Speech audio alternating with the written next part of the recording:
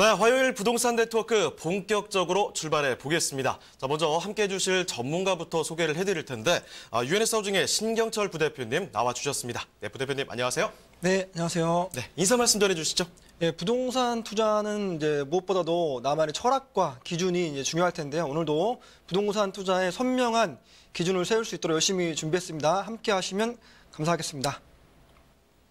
네, 이 다가구 주택과 다세대 주택 이 차이는 사실 건축 법령상 형태 차이도 있는데요. 여러분, 이 다가구 주택과 다세대 주택, 1세대 1주택 비과세 혜택 여부라든지 아니면 주택임대사업자의 세제 혜택 부분 등 사실 여러 면에서 차이가 나타나고 있습니다. 이런 차이점 오늘 면밀히 좀 짚어보도록 할게요. 자, 부대표님 강의 좀 전해주실까요? 예, 강의 시작하기 전에 이제 네. 도입부에서 이거 여담을 하나 하고 싶은데 또 여성분들이 남자들한테 끌릴 때 동일한 조건이라면 유청아 앵커처럼 네. 신뢰감이 있고 그다음에 제가 그런가요? 그 중저음의 이런 목소리에 이렇게 끌린다고 하더라고요. 네. 반면에 남사들은 여자들한테 어떤 목소리에 끌리냐면 쾌활한 목소리라든가 아니면 이렇게 차분한 목소리 둘 중에 어떤 걸 선호하실 거라고? 저는 쾌활한 게 더 좋아요. 아, 네네. 그러세요?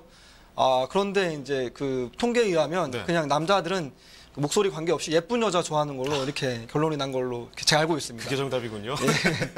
예, 다가구랑 다세대에서 이게 이제 그 건축법적으로는 층이나 면적이나 세제나 이런 것들의 차이가 있겠지만 오늘은 앵글을 좀 달리해서 어떤 것들에 투자를 하면 더 좋을지 이런 것들에 대해 살펴볼 텐데요. 왜 그러냐면 상담을 통해서 제가 듣는 바에 의하면 이제 오피스텔이 좋냐, 아파트가 좋냐, 다세대가 좋냐, 다가구가 좋냐 이런 것들을 이제 여쭤보는 그 고객들이 되게 많이 있단 말이에요. 그런데 그런 거랑 관계없이 사실은 좋은 건 뭐냐면 아파트가 됐건 오피스텔이 됐건 그게 어디에 위치해 있는가, 그게 얼마만큼 가격적인 경쟁력이 있는가, 수요층이 얼마나 탄탄한가, 사실 이런 게 더 중요할 거란 말이에요. 그런데 오늘은 이제 다 설명하기는 이제 시간상 이제 문제가 있으니까 다가구, 소위 말하는 우리 통건물, 그다음에 다세대 둘 중에는 과연 투자적인 측면에서 어떤 게 좋을까 이런 것들을 한번 고려해봤으면 좋겠습니다. 쉽게 그냥 하나만 구분해 보자면 여러 가지 차이점이 있겠지만 다가구는 그냥 하나의 건물의 주인 세대가 한 명이다. 라고 정의할 수 있겠고요. 다세대는 하나의 건물이 있으면 세대를 쪼개가지고 층별로 이제 주인이 다르다라는 것들이 있을 수 있겠습니다. 그러면 동일한 돈, 한 10억 정도의 돈을 이제 투자를 했을 때 하나의 통건물을 사는 게 좋을까? 아니면 다세대로 되어 있는 구분 것들을 여러 지역에 분할해서 이게 일부씩을 소유하는 게 투자적인 측면에 좋을까 이런 것들을 여러 가지 요인으로 한번 이제 설명해 볼 필요가 있겠는데요. 첫 번째 심리적인 요인을 살펴보게 되면은 통건물이 좋은가 아니면 이게 구분 세대로 소유하는 게 좋은가 할 때는 당연히 심리적인 요인은 다가구가 좋아하는 것 같아요. 우리나라 대부분의 사람들의 꿈이 건물주거거든요. 이거 다 내 건물이야. 라고 했을 때 심리적으로 굉장히 사람들이 부러워하고 이런 측면이 있을 수 있을 것 같습니다. 그런데 이제 심리적인 측면에서 이제 들어갔을 때는 얘기가 좀 달라질 수 있을 것 같아요. 자, 다가구가 공실이 많이 날 것인가? 다세대가 공실이 많이 날 것인가? 다가구가 수익률이 좋을 것인가? 다세대가 수익률이 좋을 것인가? 이걸 한번 살펴보겠는데요. 자, 이게 뭐가 중요하냐면 다가구는 모든 층을 다 내가 소유하고 있기 때문에 북향으로 빠진 앞이 꽉 막힌 것도 내 건물이에요.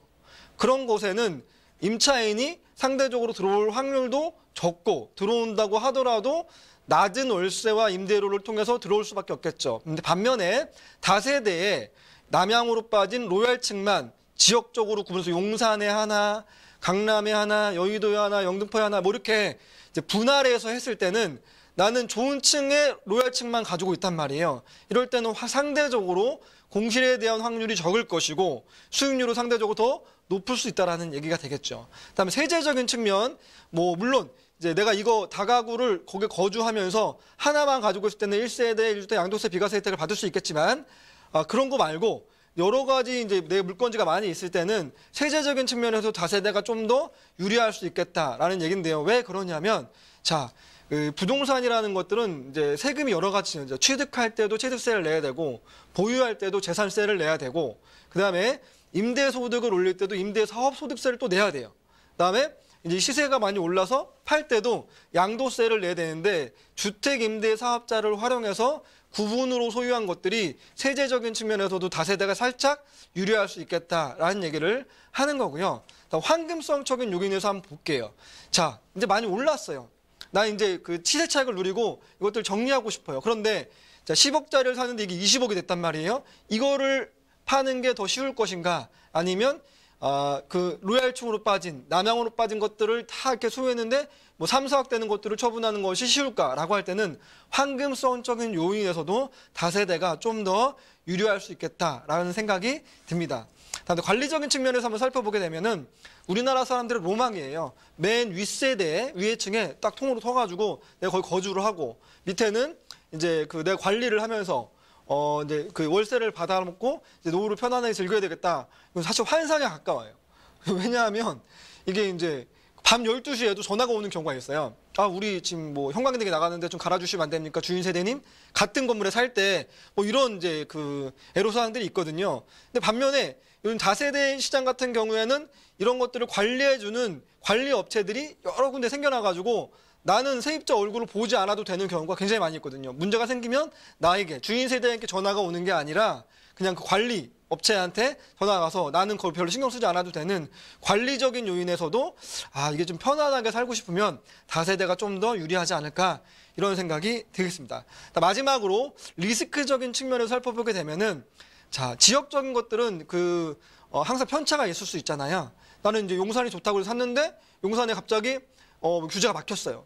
여의도의 재건축이 이제 시작되려고 했는데 뭐 30년 만에 40년 늘어났어요. 그러면 그 지역별로 리스크가 있는데 이런 것들을 자, 여러 지역에 나눠놨을 때는 계란을 이렇게 그 여러 바구니에 담았을 때는 그렇게 리스크 해지할 수 있는 요인이 있을 수도 있겠다. 동일한 돈을 투자했을 때 과연 다가구 통곡물이 기분은 좋겠지만 이게 좋을까? 아니면 실리적, 세제적, 환금적, 관리적, 리스크적인 측면을 봤을 때는 다세대가 투자를 하는 데 있어서는 좀 더 유리할 수 있겠다. 이렇게 정리를 한번 해보도록 하겠습니다.